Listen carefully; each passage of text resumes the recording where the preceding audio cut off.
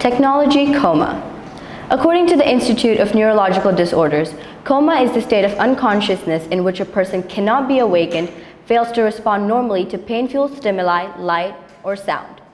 In conclusion, technology and coma are synonyms. And industrialization, a major car crash. You're walking down a street when a car runs you over. The doctor says you're in coma because you had a phone in your hand.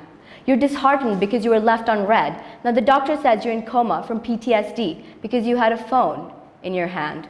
You're discharged from the hospital when you can breathe without a breathing tube, but now being hospitalized is trendy as we inject our earphone cord into our bloodstream. Do you see? We're depriving yourself from oxygen. Without your blood flow autocorrected, without your battery flow, your brain will not function. Functions, it's meant to be automatic, but actually you have to push this button. Push everything else aside so it's just you in your automated mind. I don't need Mayo Clinic to tell me epilepsy means continuous seizures as I look down at my fingers, lingering over my keyboard, wanting to type. You need to wake up. You're not what a device tells you to be. We breathe in reality.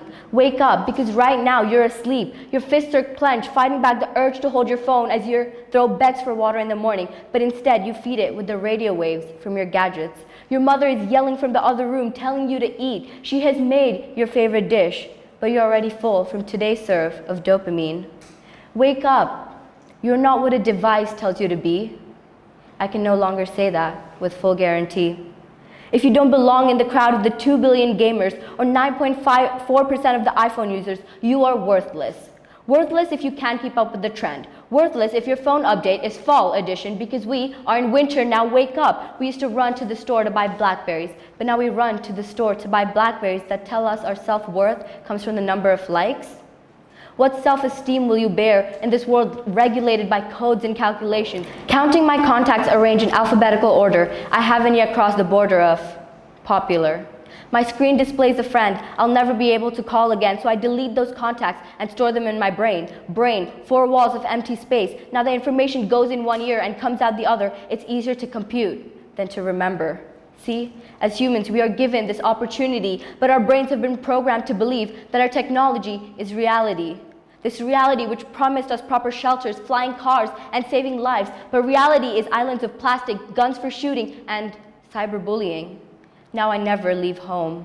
Home has just become a button I press. A place where all our flaws are plastered. A place where we are slaves to the technology we mastered. Be there for your family, be there for your friends, but if a group message will do, why should I be there? Followers, tags, and a sense of inclusion is just a substitution to your loneliness. Loneliness, alone, so I open my phone and shut the door. My feelings seem generated by randomizer with these constant mood swings. Everything feels so out of tune, but then I get auto-tuned, tuned to the clicking of my camera. When did we all become photographers? Trying to preserve moments, autocorrected, trying to Photoshop moments to be socially accepted. Kids are taught being someone else is better than being themselves. So now I reside in the App Store, photoshopping for better looks. It's time to start looking for individuality in history books. Ironic how these touch screens make us lose touch. Wake up.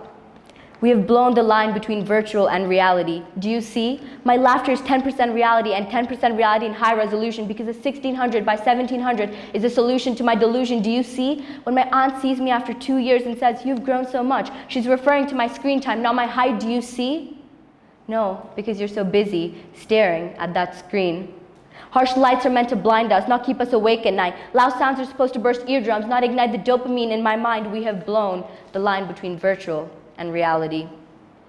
As a child, I needed the approval of my parents, but now I need the approval of my peers. It's like a bicycle with gears. Click. Next gear, now my tweet has been posted at my Wi-Fi speed. Click. Next gear, now the picture of my morning tea is on her screen faster with my 4G. Click. I can't hit the brakes because there are no brakes, no safety measures, no speed limits. Crash. The doctor says you're in coma because you had a phone in your hand.